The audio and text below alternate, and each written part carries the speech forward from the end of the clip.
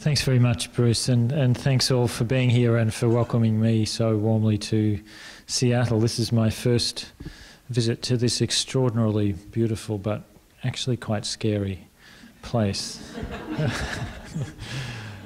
So I'm going to talk a bit, just because I think it's so fundamental to considering nuclear weapons, talk a bit about the consequences, the current science, to make sure we're all on the same page, address very briefly the growing danger of their use, but then spend most of the time talking about the really quite remarkable process of the humanitarian initiative that led to this historic treaty adopted last year, and particularly on what it means and how we can use it towards progressing abolition of these things that really don't deserve to be called weapons.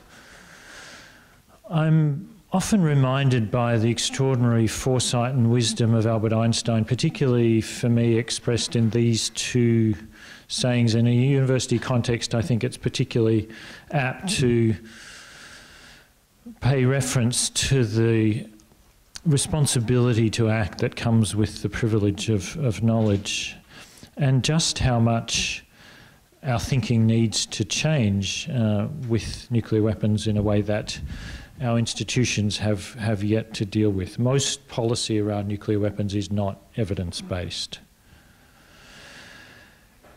The current arsenals, if you dropped a Hiroshima-size bomb every 2 hours since the end of 1945, you would not have finished yet to reach the current global arsenal, even though, happily, 50,000 nuclear weapons have been dismantled. There's an extraordinary level of destruction embodied in those weapons. Particularly in Washington State, the home of Hanford, I think some reference to the things that put the nuclear in nuclear weapons is needed. There are vast quantities of fissile materials globally, 1,340 tonnes of highly enriched uranium, 520 tonnes of separated plutonium, and growing. You need a handful of kilograms of plutonium, or about 3 times as much HEU for a weapon. There's enough plutonium and highly enriched uranium in the civilian and military stockpiles to reconstitute the global nuclear arsenal more than 10 times over. Dealing with these, ending their production, keeping those that remain as secure as possible, eliminating them where possible, is going to be essential to achieving and sustaining a world free of nuclear weapons. And it highlights for me particularly how the cat's out of the bag here. We can't restrict access to these weapons and control them by controlling access to the fissile materials that make the weapons. We need a rules-based order that applies the same standard to all countries. Any determined state can acquire these materials. The World Health Organization, when it examined the effects of nuclear war on health and health services in some landmark reports in the 1980s, concluded that they constitute the greatest immediate threat to human health and welfare. I found that actually profoundly providing a benchmark for professional and ethical behaviour as a health professional. When the first report was released in 1983, that really affected me very considerably.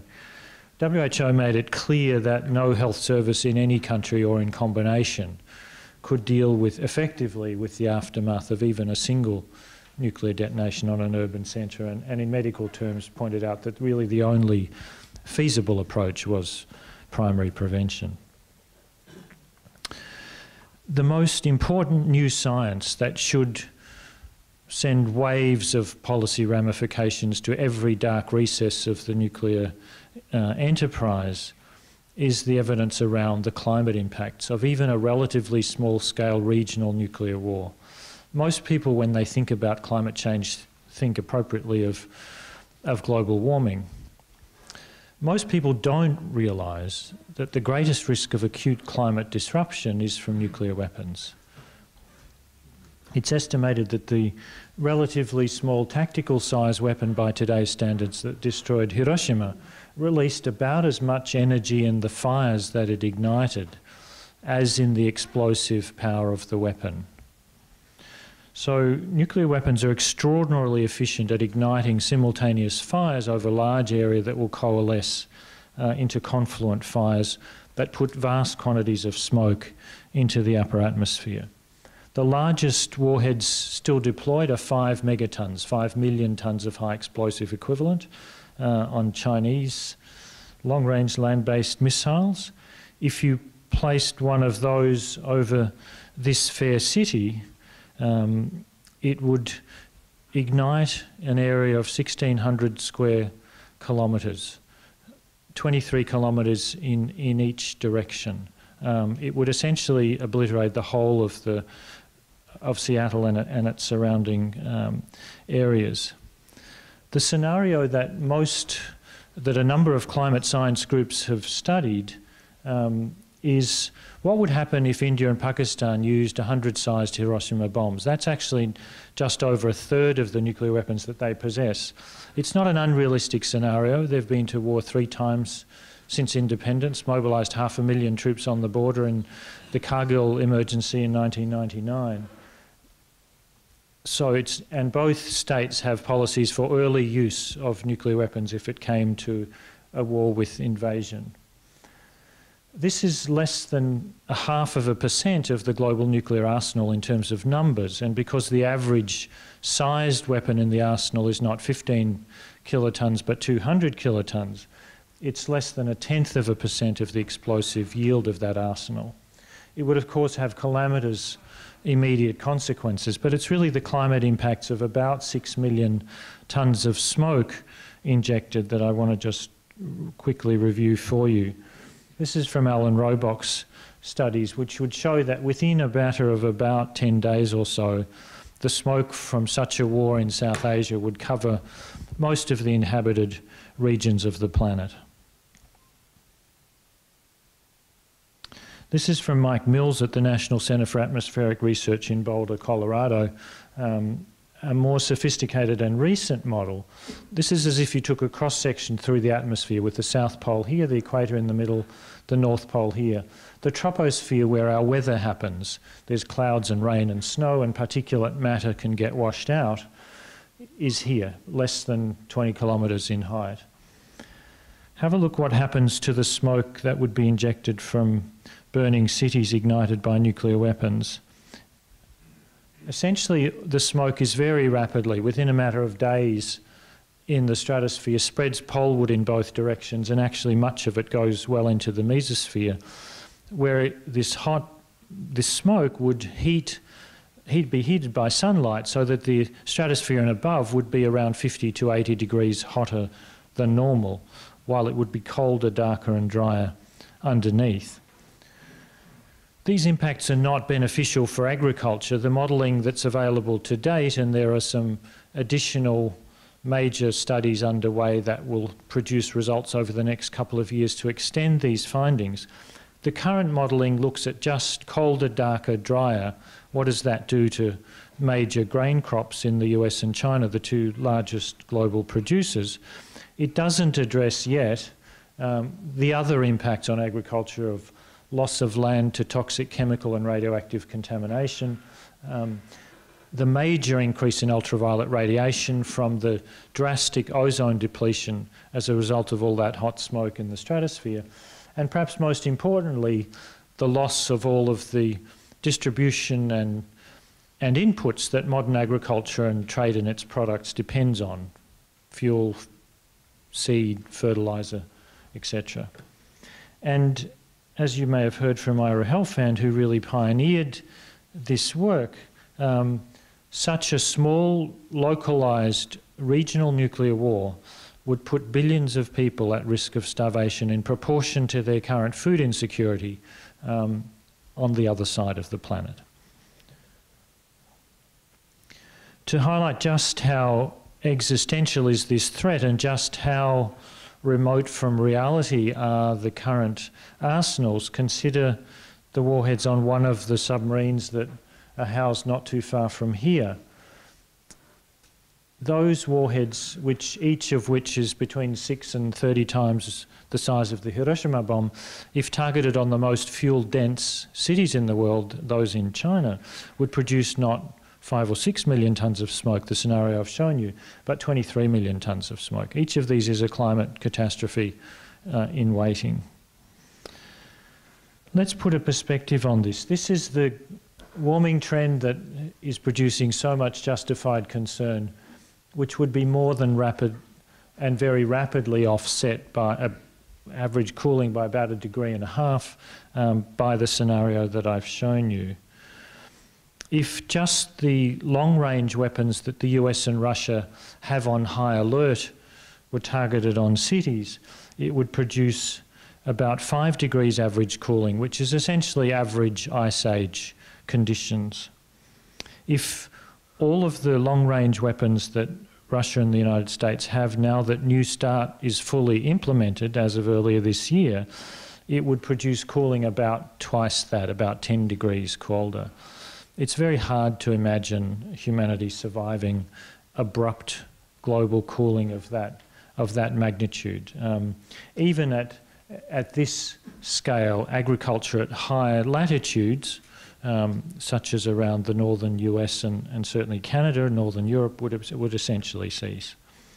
So many of those involved in these studies have drawn the conclusion that the theory of mutually assured destruction that underpins supposed deterrence theory amongst rational leaders is really not the reality. The reality is that any use of nuclear weapons involves essentially a global suicide risk. These are really global suicide bombs is the most appropriate conceptual analogy. Could this happen? Well, unfortunately, things are not generally heading in a very positive direction, with one important exception we'll come to later. None of the nuclear-armed states are disarming. There is obviously promising discussions in relation to the Korean Peninsula that is extraordinarily welcome compared with the ratcheting, belligerent rhetoric that we heard just less than a year ago. But this has yet to be bedded down in any firm agreements that we can be confident will survive the vagaries of the individuals involved. We're seeing even the limited constraints that we've hard won at the end of the Cold War that constrain particularly the two largest arsenals, Russia and the US, between them 92% of the world's nuclear weapons, being eroded. And worse than not fulfilling their legal obligation to disarm, all of the nuclear-armed states are massively investing in not just retaining but modernising these weapons, essentially planning new, more sophisticated and flexible, low-yield, more accurate weapons that are really involve vast sums of money. $1.2 billion just in the Obama administration envisaged expenditures over the next 30 years, even if you don't consider in the increases planned under the current administration. So, not going so well.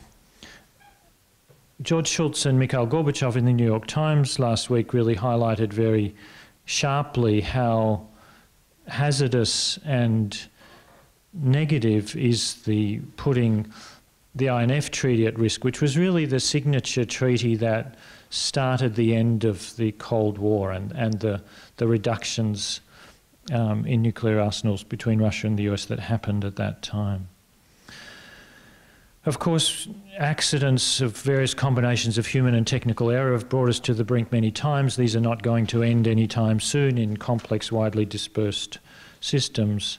As Daniel Ellsberg's eloquently documented in his remarkable book, The Doomsday Machine, all of the nuclear-armed states have considered first use of nuclear weapons on repeated occasions. He documents 25 instances when the US actively let it be known that nuclear use was on the table.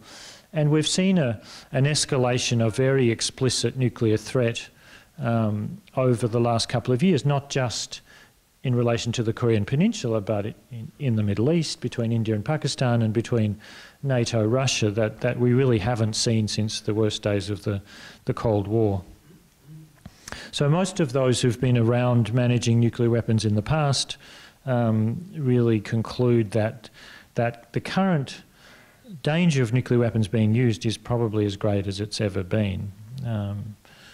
Mikhail Gorbachev continuing to be very clear and outspoken on this. The Bulletin of the Atomic Scientists, the 15 Nobel laureates on its board of sponsors, the custodians of the doomsday clock, this year, you'll probably know, moved their hands forward to 2 minutes to midnight. The only other time they've been that far forward was in 1953, shortly after the US, rapidly followed by Russia, tested thermonuclear weapons.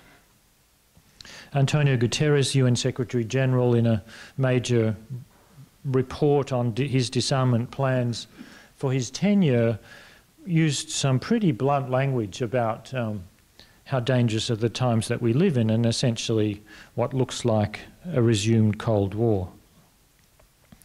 The two longer-term trends that worry me the most are a rapid increase in the last decade in the number of armed conflicts globally that involve a state outside the area of conflict. Many of those are nuclear-armed states. Each of these involves a risk of nuclear escalation by inadvertence or, if not deliberate.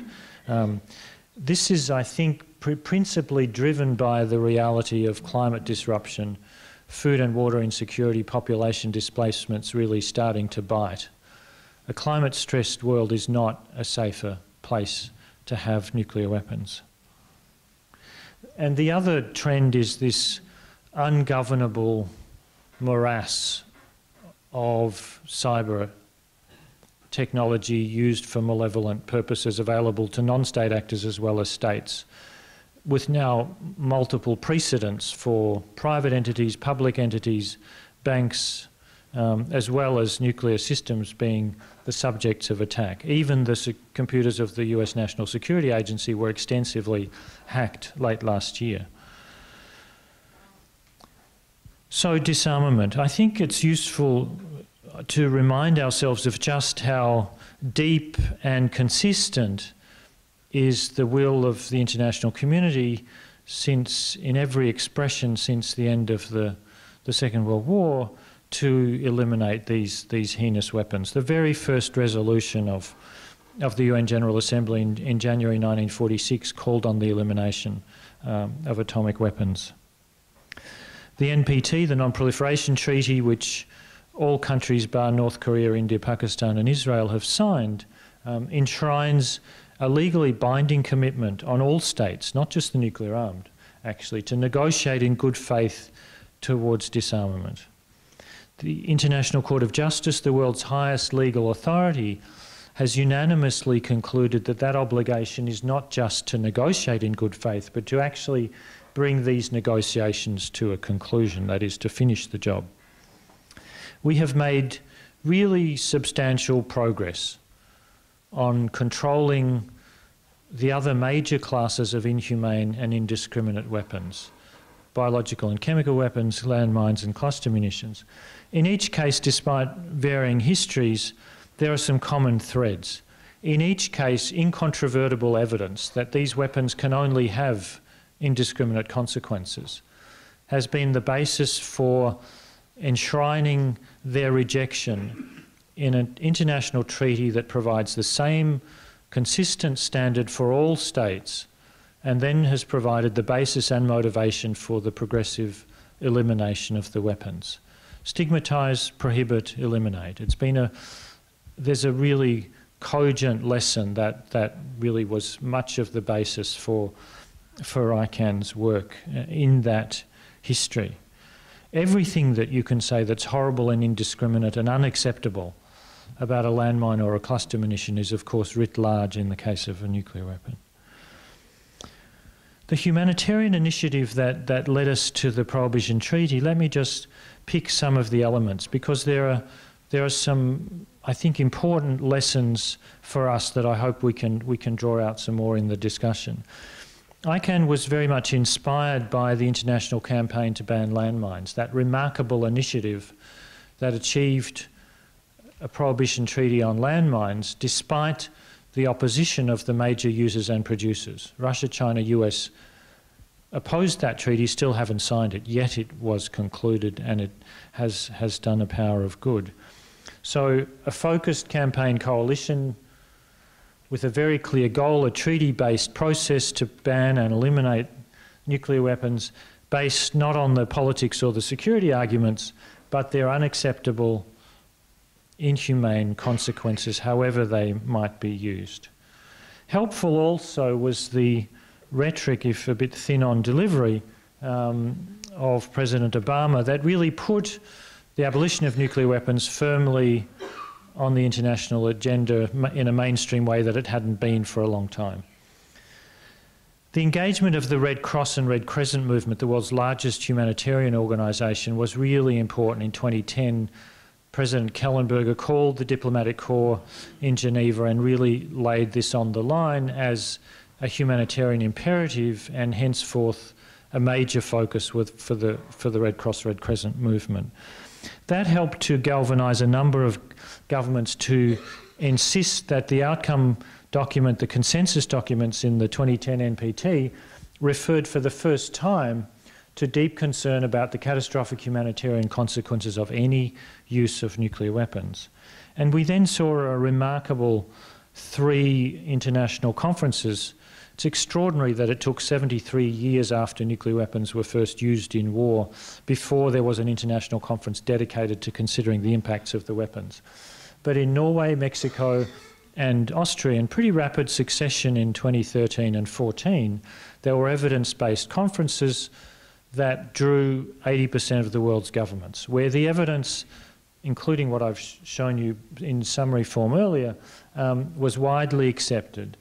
The recognition, essentially unchallenged, of these conclusions that any use of nuclear weapons would be an unmitigated catastrophe for which no effective response is possible, that the risks are greater than previously estimated and are probably growing, and that there is a legal anomaly that sees the last weapon of mass destruction, the only weapon that poses an existential threat, not prohibited by international treaty.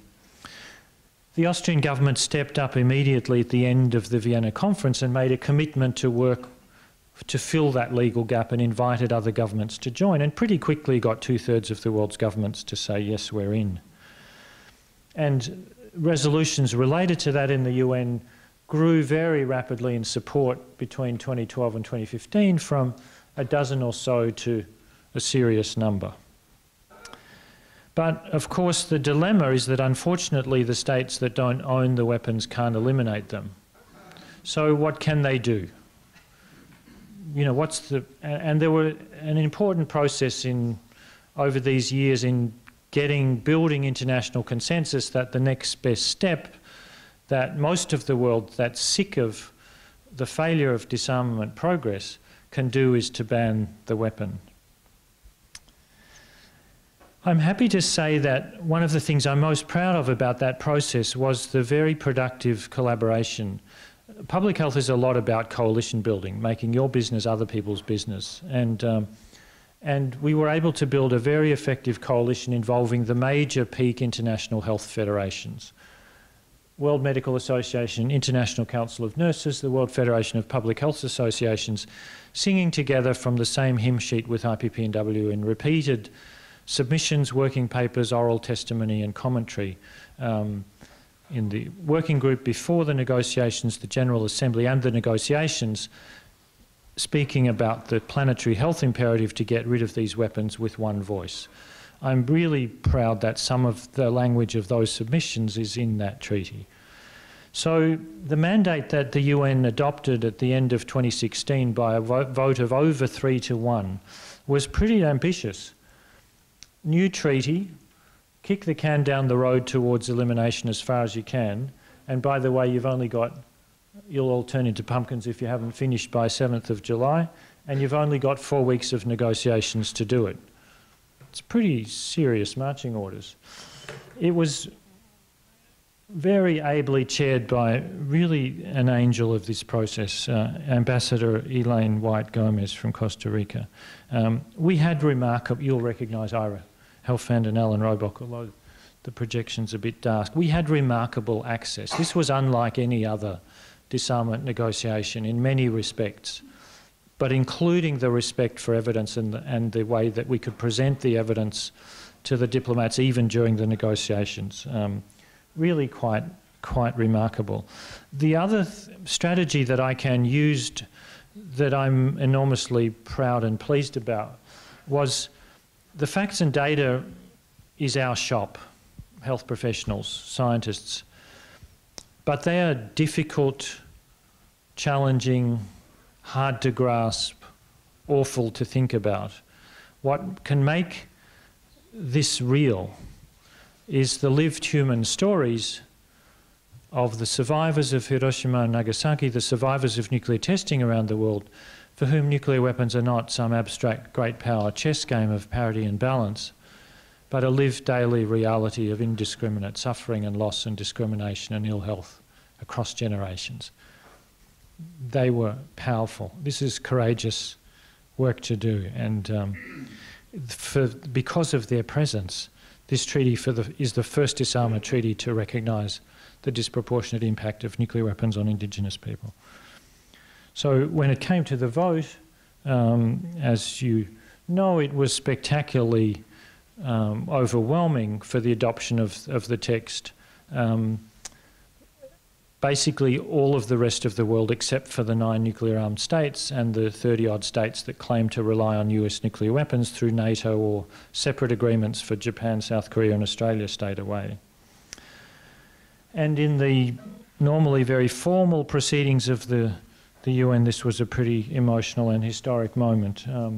Setsuko Thurlow, the Hiroshima survivor who played such a crucial role and co-accepted the Nobel Peace Prize for ICAN. All of the diplomats that I've ever heard say anything about this say this would not have happened without civil society. We should all take enormous pride and encouragement from that. So nuclear weapons are on the way to becoming on the same unacceptable legal footing as those other indiscriminate weapons. The treaty...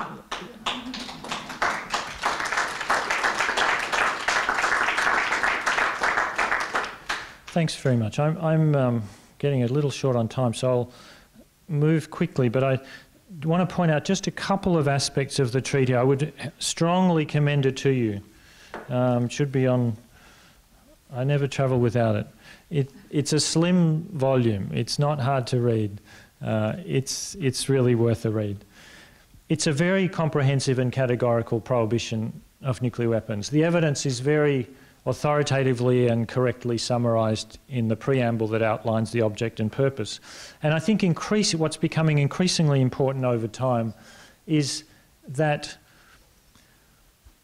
it provides a pathway for all states to fulfil their binding obligation to get rid of nuclear weapons. It's currently the only defined pathway for states that have nuclear weapons, that don't, that have had them in the past, that have them stationed on their territory to get on with disarmament.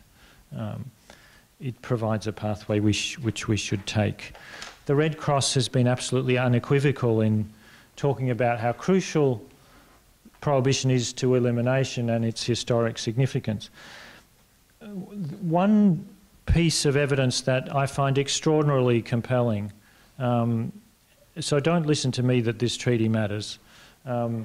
If I had to cite one thing that tells me this treaty matters, it's this. In the US non-paper to its NATO allies, telling them vote no for this mandate, and if these negotiations happen, don't go. At the time, they were saying that this would be divisive, would either be ineffective or dangerous, wouldn't be joined by the nuclear-armed states, would undermine the NPT. What did they say to their allies? They said nothing of the sort. They said this would stigmatise nuclear weapons and nuclear deterrence. Yes, that this could impact parties as well as non-parties, even before it enters into force. That this could interfere with NATO's nuclear war planning, nuclear sharing. Yes. The reasons they opposed this treaty is because they recognised that it would work as intended. One of the intangible but I hope important benefits of the treaty is that even its mere existence should make professional military people who want to comply with international law less likely to consider, recommend or obey an order to use nuclear weapons. Norms are powerful. In the same breath, as when I go to UN meetings, I hear your country's representatives, in the same breath as they castigate this treaty as a threat to international security, they boast their virtual compliance with the landmines ban, which they haven't signed. Norms are powerful, and this treaty will enter into force and the norm will grow over time. We have some important allies in moral leadership here. The Red Cross and Red Crescent movement really out in front on this, with enormous credibility and access to governments. Some faith leaders, particularly Pope Francis, making it clear that even possession of nuclear weapons is unacceptable morally. The Red Cross being unequivocal in its call for all states to join this treaty. The World Medical Association a couple of weeks ago making a similar call that all states should join this treaty and all national medical associations should push for that and educate their publics and governments about the need to ban and eliminate nuclear weapons. We're seeing cities and states, including one large one not too far south of here, saying some very positive things about, even though it's not formally within their jurisdiction, these are important expressions of will that have political and moral force. We're already seeing money starting to move, even before the treaty enters into force. The world's largest sovereign wealth fund, Europe's largest pension fund, some large banks, Deutsche Bank as well as some smaller ones, on the basis of the humanitarian considerations and the treaty, are saying we're out of investments in companies that make nuclear weapons. This has enormous potential for divestment that is accessible to everybody. At my university, we have a research collaboration, I regret to tell you, with Lockheed Martin. I'm sure many universities in this country have research collaborations with nuclear-armed companies. Universities should not be collaborating in research on weapons of mass destruction that are that are existential threats and that are prohibited now by an international treaty. Back from the Brink campaign, that PSR has played a crucial role in that puts the abolition of nuclear weapons firmly as the goal, but with some important feasible steps to reduce the danger. I was really impressed when I was in Boston at how much resonance this seems to be having with civil society partners and also galvanising the physicians' movement. We have had profound influence in the past. We had a major role in the ending of the Cold War, the INF and the other treaties that accompanied that. The Reagan and Gorbachev recognition of just how existential was the threat that nuclear weapons pose. They're saying very clearly, Gorbachev, about how much of a contribution health evidence-based advocacy made. His specific comments about IPPNW, really compelling reading. If you doubt ever the power about organised global health activity based on evidence, using our access and authority to influence policy, the two Nobel Peace Prizes that Bruce mentioned, IPPNW's and ICANN's recent one, are remarkably consistent. Both highlight the importance of evidence and communicating it publicly as a way of driving policy. And ICANN's prize similarly. This should give enormous encouragement to all of us. I'm happy to bring a medal with me. You're very welcome to enjoy it and take photographs of it or with it. It's yours as much as anybody's. The question that we asked in a New England Journal piece recently, for me, encapsulates the existential dilemma that we face. Will it be the end of nuclear weapons or the end of us? It will be one of those. We all have a significant responsibility and can play a major role in making sure that the answer to that question is the right one. Thanks very much.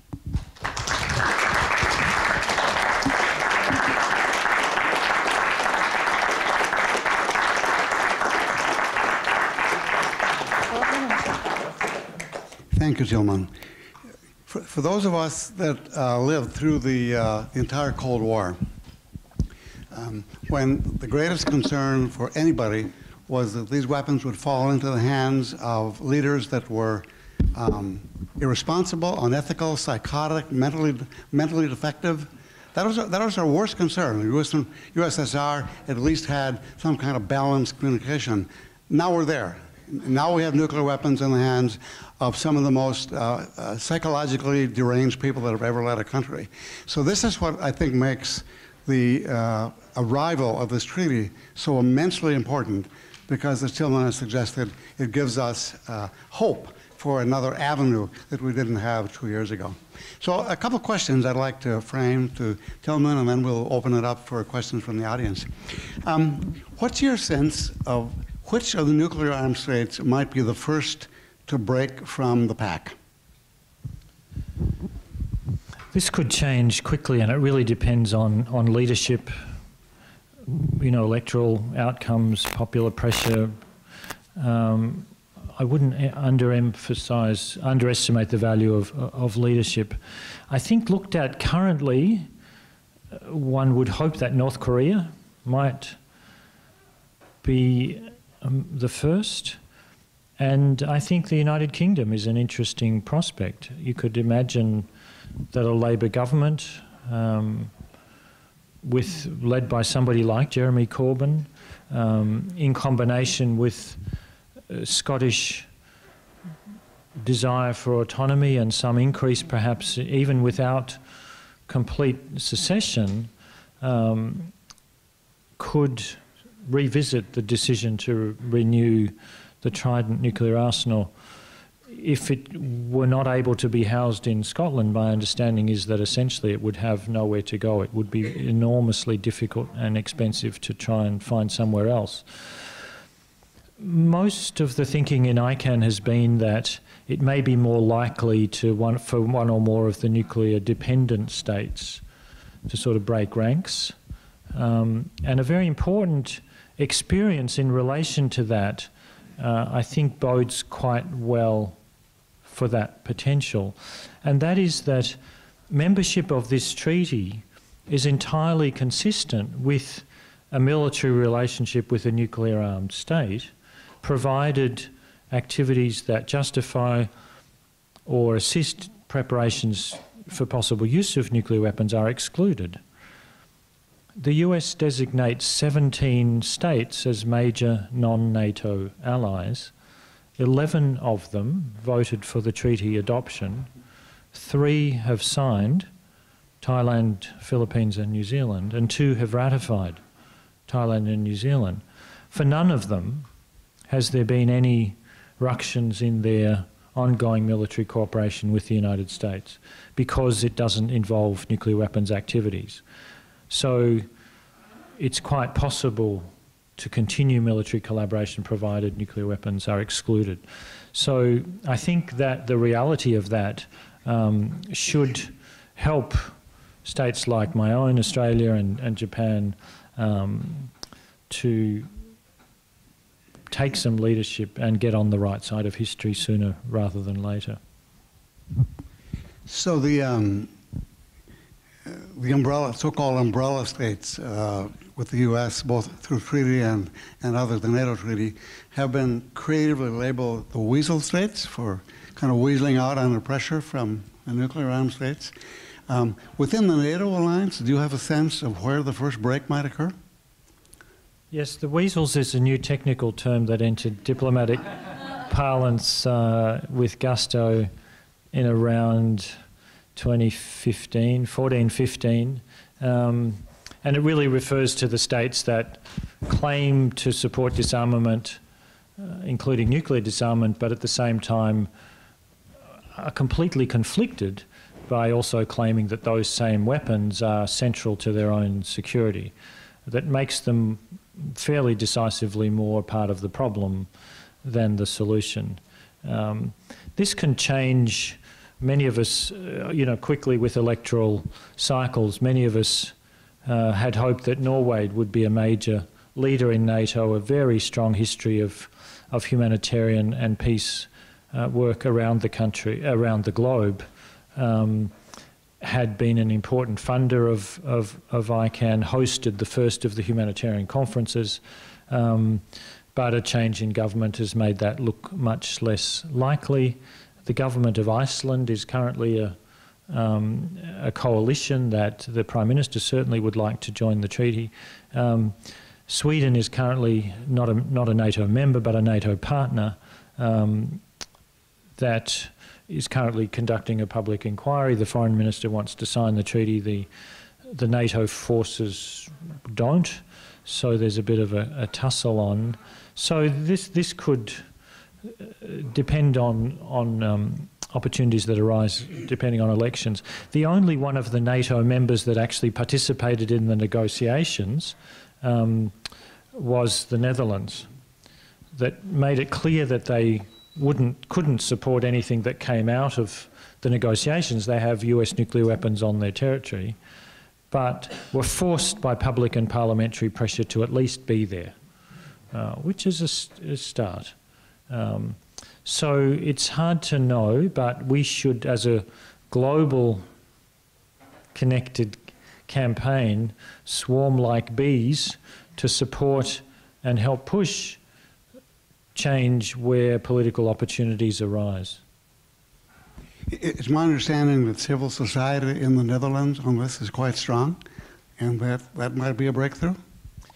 It certainly got their government to the negotiations, even though they couldn't support the outcome. And there is a very strong coalition in Norway that involves peace organisations, faith-based organisations, both Protestant and Catholic, the Dutch Red Cross, in a very powerful coalition. One of the things that we heard a good bit about was the extent of the U.S. pressure during the time that the treaty was being discussed to not participate. And it's my understanding that some of that, the more went on than we know, including the president. Could you comment a bit on that? Yes, it was strong pressure, and it wasn't all of the nuclear-armed states that were pressuring states not to support the negotiations and then not to vote for the treaty and now not to sign it. But it was particularly fierce from the US, France, UK and Russia. China was much more conciliatory. At one stage even let it be known that they were considering joining the negotiations. And as far as we know, haven't been putting pressure on any states not to support this process. Much of this is not entered the public domain, but the South African ambassador, shortly after the vote, when the treaty was adopted, spoke very strongly about what she called the fierce pressure that African states had come under not to support this treaty. There was pressure right through the humanitarian conferences, through the open-ended working group, and through the General Assembly processes and the negotiations, and it hasn't stopped now. Some of it has been very well organised, very consistent. The US has sent senior representatives. Thomas Countryman, when he was Assistant Secretary in the Department of State, travelled the world, visiting governments, giving diplomatic démarches about this nonsense. And I have to say there were reliable, to my mind at least, reports pretty consistently that at the highest level, presidential, Secretary of State level during the Obama era, calls were made during the Austrian Humanitarian Conference and during some of the other processes, for example, to the leader of Mexico, which has been a leader of the ban treaty, to try and shut this down. The US was reported to have 12 Department of State officials at the 2016 General Assembly, specifically to try and avoid a successful vote on the treaty negotiations. Some of this pressure has, what little is known publicly suggests that some of it is fairly unsavoury. For example, I know that the country that happens to be the poorest in Southeast Asia and the most heavily landmined country on earth, Laos. Most of the landmines in Laos were US landmines. The US threatened cessation of funding for demining if Laos voted for the treaty negotiations. That's just one small example that I'm aware of, but there was clearly very fierce pressure, and it had some effect. I mean, there were 12 African states who would have been expected to vote for the treaty who didn't. And in each region there were some states that unexpectedly stayed away or abstained as a result of pressure.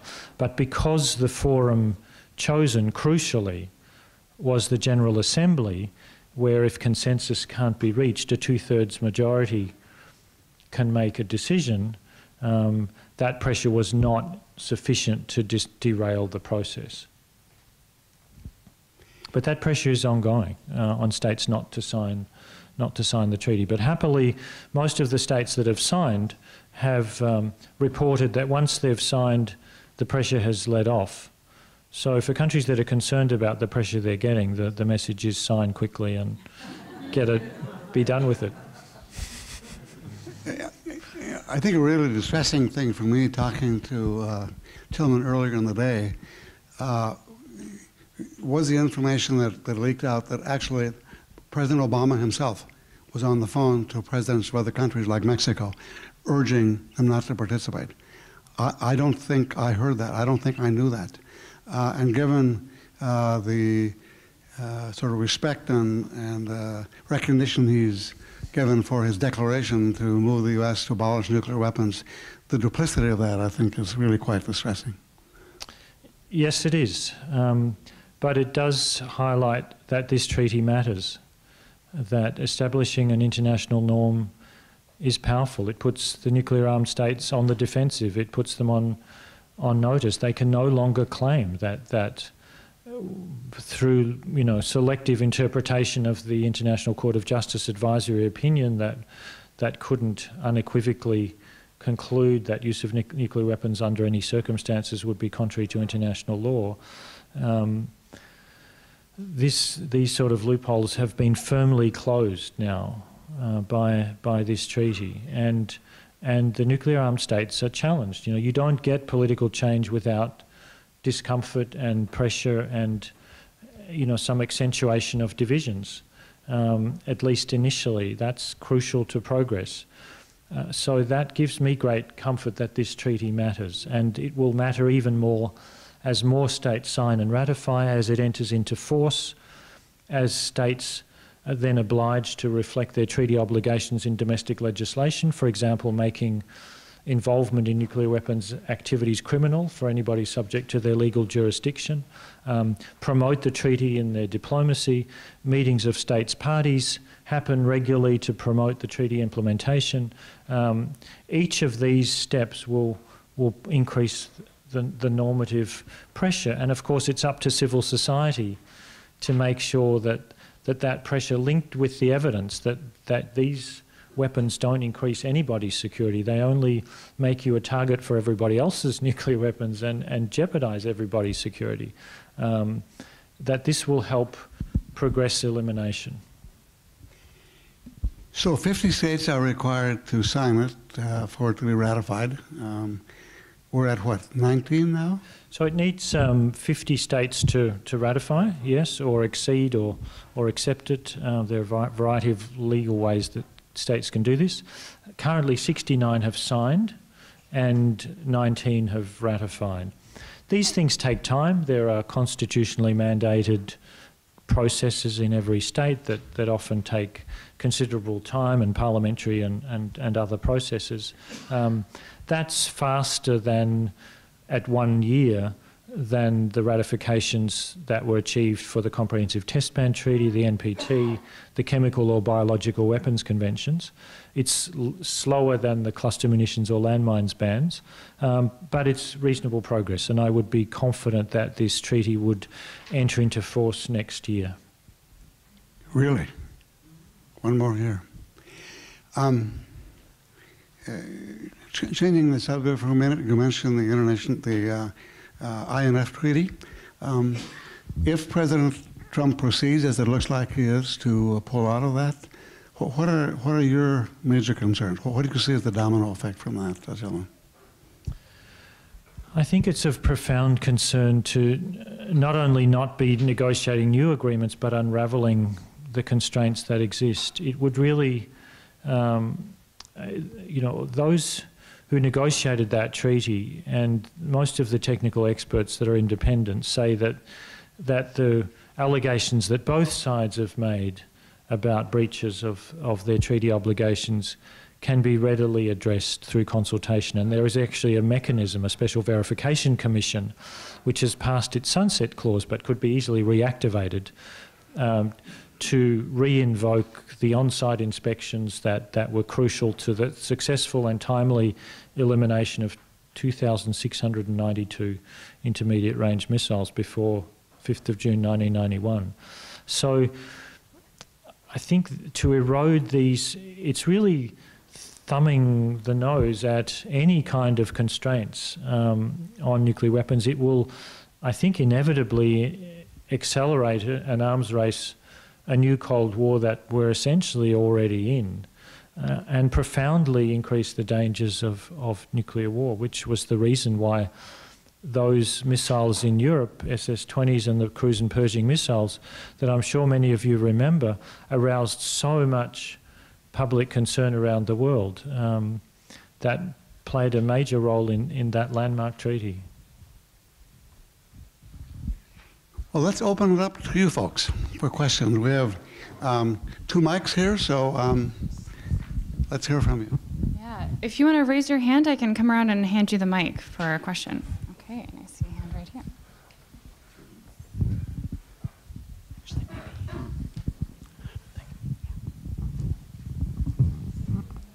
Hi, I'm David Bergen. I'm just a member of the public. I understand that the United States is currently trying to fund completely replacing the nuclear triad, including submarine ballistic missiles. And I've heard numbers like $500 billion per military service. Do you know anything about that? There are others here who know more about that than I, but yes, the current plans are essentially to refurbish the whole, every aspect of the nuclear forces and the infrastructure that builds them, with extraordinary sums of money planned to be committed over decade-long timeframes, and essentially signalling, you know, if you follow the money, really no serious intent to disarm. Those are not compatible. They increase the danger as well as hemorrhaging resources from so many more urgent and productive ways of increasing health and well-being. And the projection is a cost of $1.7 trillion over the next 30 years if the entire arsenal is basically replaced. That's part of the reason for immense push now to try to stop that, because you can bet that if these weapons are completely replaced, we're in for another 20, 30 years. Dismantling is much more difficult than preventing. It's why civil society, like our organization, is so involved right now at this crucial time when these are moving forward. Other questions? Thank you. Thank you for your talk. I'm Amy Hagopian. I'm on the Nuclear Weapons Task Force with WPSR. I, like Bruce, am disturbed to hear that a previous recipient of the Nobel Peace Prize was such a terrible force in blocking the signatures on the treaty. And I wonder if you could say a little more about that, and whether you think that President Obama might find any redemption in his retirement here. I'm not the slightest surprised to hear Hillary Clinton was involved in this activity. I expected no less from her. But perhaps given the dynamics now in the country, somebody might appeal to Barack Obama to play a different role in his retirement and move this treaty along? I think there's room for all voices, all people, all wills. Anybody who wants to contribute to this, now's the time to step up.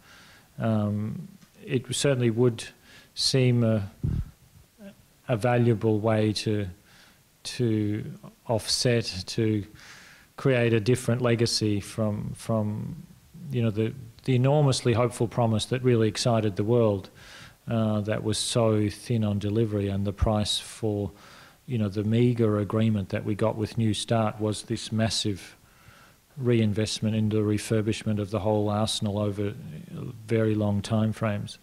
I'm not sure if such an approach has been made, but I think all such approaches would be welcome and appropriate to, you know, this needs leadership. We desperately lack global leadership. Maybe the Nobel Committee can make I can't speak for them, but that's probably not the kind of request that they would entertain. I know that certainly the experience of that award has made them somewhat less likely to offer future prizes to serving heads of state. Diplomatically said. The prize is always a balance between a mix of encouragement and recognition. That was an encouragement award almost purely. I think they're leaning more towards more recognition awards. Hello. Thank you for your time. I appreciate the World Health approach to this topic. And my specialty, I am in the private community, and my specialty is in cybersecurity. I'm a director for a multinational offensive cybersecurity organization. And so my question centers around the intersection of maybe the global organizations that you deal with and their understanding and observations and opinions when it comes to the cybersecurity side, because in 2010, we saw the Stuxnet worm. That was also, of course, under the Obama administration.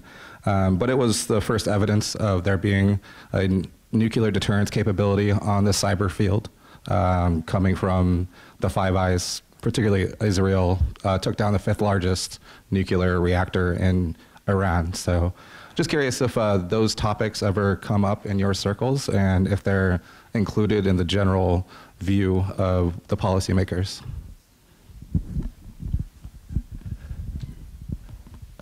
They certainly didn't come up specifically in any form in the negotiations for the treaty and are not referred to, but I think the general development of cyber technology and its malevolent use on repeated occasions since that landmark intervention, you know, almost certainly by the US and Israel, as I understand, and you've suggested, bodes ill for controlling nuclear risks when you have very dispersed, very complex command and control and early warning systems that are vulnerable and acknowledged to be so by those who know them. So I think the confluence of cyber attack potential, particularly if combined with emerging artificial intelligence capabilities plus nuclear weapons, I mean, any intersection between those things has got to be an extraordinarily dangerous development and really accelerate the urgency of dealing with these weapons before, in a climate-stressed world where armed conflict is likely to get more frequent and not less, including between nuclear-armed states, makes eliminating the weapons and reducing the likelihood of their use in the meantime all the more crucial and urgent. Time is not on our side here.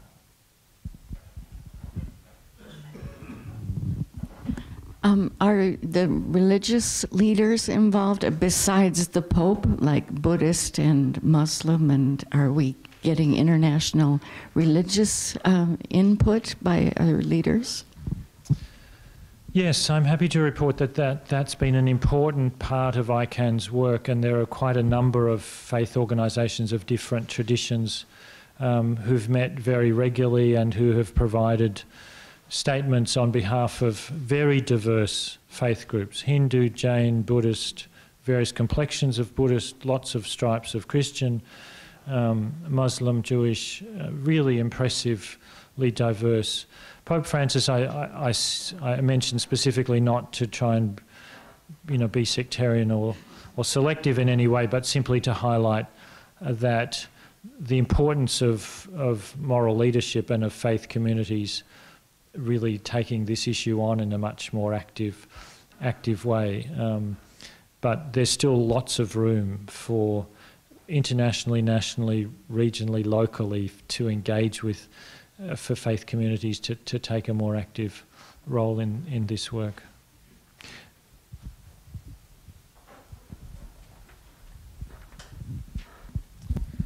Hi. So I was intrigued by your discussion of the use of norm to prevent the proliferation of nuclear weapons. And I was wondering if you could discuss a little more how effective you think that'll be. We've had chemical weapons ban, biological weapons bans for decades now, but there has been a recent spate in usage in Syria, potentially in the UK. So I was wondering if you see if that's going to be a really effective use, or is that kind of like something that is maybe moderately useful in the future in this kind of non-proliferation? Sure, thanks for the question. Look, the only way of ensuring that nuclear weapons can't be used is to eliminate them. I mean, that's clear. While they exist, there's a possibility of their use. But norms, we have to use the tools that are available to us, and this treaty, I think, is very important at following those lessons of history of those other treaties. I mentioned the US boasting its virtual compliance with a treaty that it opposed and hasn't signed as an example. And I think another one, despite the fact that there have been use of chemical weapons in a number of recent instances, as you mentioned, that in general, the use of chemical weapons has been stigmatized to the extent that when it was proven by the Organisation on the Prohibition of Chemical Weapons in 2013 that chemical weapons had been used in Syria, not a party to the Chemical Weapons Convention, the US and Russia, at a very testy time in their relationship with disagreements about Crimea and about Syria, agreed within virtually 24 hours that Syria needed to be forced to join the Chemical Weapons Convention. And despite the chaos of the war, Syria was successfully disarmed of 1,260 tons of chemical weapons, which were removed and destroyed under Norwegian jurisdiction. That obviously hasn't solved the problem, because the precursor materials, particularly when you're using mainly chlorine, bombs are fairly widely available and can be imported again. So that hasn't decisively dealt with the problem, but it has made it far smaller than it could have been if those stockpiles remain. So I think in that instance as well, the power of the norm was invoked. The treaty wasn't specifically mentioned actually by President Obama at the time. It was the norm against chemical weapons use, because Syria wasn't a party to the convention. So I think these norms are very influential. The US doesn't produce cluster munitions anymore. Landmines are only deployed in the demilitarized zone in Korea, where the Koreans are busy removing them now happily. These are important influences. Most financial institutions that have any socially responsible investment policies include chemical weapons, landmines and cluster munitions amongst their prescribed investments, because they're prohibited by international treaty. So these norms is not the definitive solution, but it's a really important step to progress elimination and try and reduce the likelihood of the weapons being used in the meantime. And we should use all of the means at our disposals to strengthen that norm. Hello, thank you for all the facts that you've given us. In the economic side of things, this may be a rather practical way of looking at things. You said that Deutsche Bank and the Belgian banks have been divesting from any countries that still have nuclear weapons. Maybe companies rather than countries. Yeah. Yes.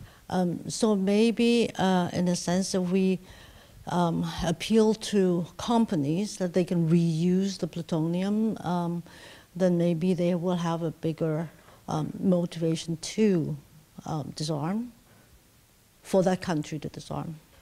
So, for example, U.S. has been buying plutonium from Russia for our nuclear plants. I'm not sure if this audience or you yourself is in any way for nuclear plants using nuclear power for electricity, but that is a practical way of looking at things, and maybe that will sway the economic side of things one way or another. Yeah, that agreement between Russia and the US was for highly enriched uranium to be downblended to reactor-grade uranium, which produced about half the nuclear energy, half the nuclear electricity generated in the United States over a decade-long period, roughly. That agreement has not been renewed, so it's now discontinued. We can argue about the merits of doing that. It's certainly preferable to have the products of highly enriched uranium in radioactive waste, which has to be managed, than in weapons. But I think from a public health point of view, I'd certainly want to argue that it's best in neither. So I think there's not really major cost drivers here. There's no commercial value or use in plutonium, as Japan is finally discovering after reprocessing and having 47 tons of separated plutonium that is now embarrassing for them. They really have clearly no possible plausible use for that. The International Panel on Fissile Materials I think is really the best independent authoritative expert group on these issues, and they clearly advocate cessation of reprocessing of spent nuclear fuel to extract plutonium and an end to the production of highly enriched uranium. Its use in the production of medical isotopes, its uses in marine propulsion, all have safer alternatives. I think we just have time for one more question, and I saw this hand here, but we will have some time after as well for questions. Okay, well, I'd like to hand it back over to the person that handed me the microphone, and I'll tell you why. It's been kind of obvious to me to go to these kinds of events and see the relative ages of the people that are involved. I work in a public school, and as I approach retirement, I look at the kids that I have at my elementary school, and I go like, wow, these are the ones that are going to suffer from the climate change that's now inevitable and going to get worse. My eyes were really open tonight when I saw the doctor talk about the immediate effects of climate change that would happen with any use of, even moderate use of, I hesitate to use that word moderate, but low amount of use of nuclear weapons. And I think that we're right here, as it says right here, 20 miles away from the Triton nuclear base, and there's been a lot of that's been pointed out numerous times. But I don't see that Seattle is one of the cities that's listed as taking a position of being nuclear free. And I know that we have an organization here with the Washington Physicians for Social Responsibility that's working strongly to create a coalition. And I'd like to highlight that by passing the microphone back to Lily, and she could tell a little bit about what her organization is doing and how we could help to participate in maybe doing something locally to make a big effect around here. Lily Adams. I will actually be speaking about our coalition in just a couple minutes, so we'll get to it. We have about 2 more minutes, so if one other person has a brief question for, Bruce himself. Yeah, I'd like to pose the last one because one of the really profound aspects of passing the UN Treaty was that the humanitarian arguments carried the day in ways that traditional arms control arguments had not. And that was the health professionals really on the front line. Can you talk about what you'd like health professionals to do moving forward before we close? I think there's lots and lots that health professionals can and should do. They should educate themselves. They should educate their patients and students, both pre-service and in-service. They should encourage their professional organisations to raise these issues, use their access to officials to support wider initiatives to really promote nuclear weapons elimination. ICANN is a campaign coalition which is open to any organisation that agrees with its goals. Please use it in any way that's helpful to you.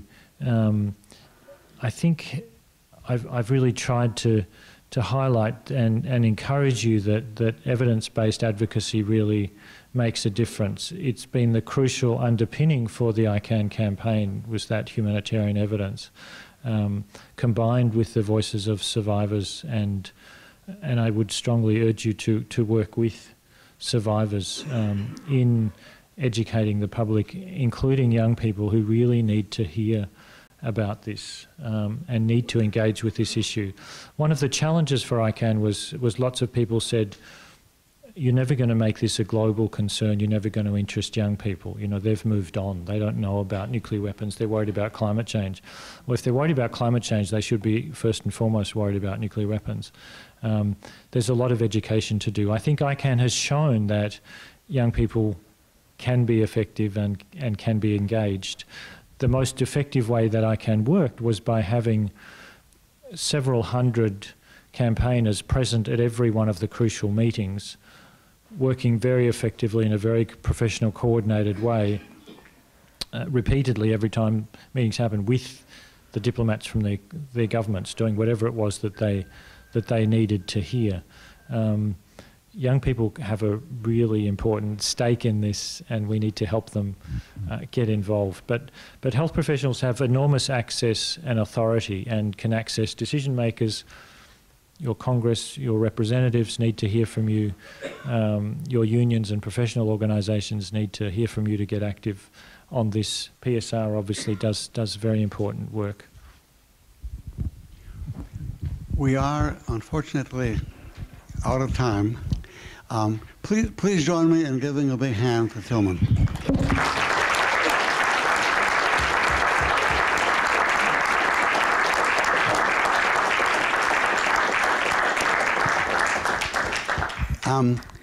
I'd just like to say that, first of all, I'd like to give a thank you to Lily and to Laura and to Marcel, who did a huge amount of work in helping to organize this evening, so please give them a hand as well.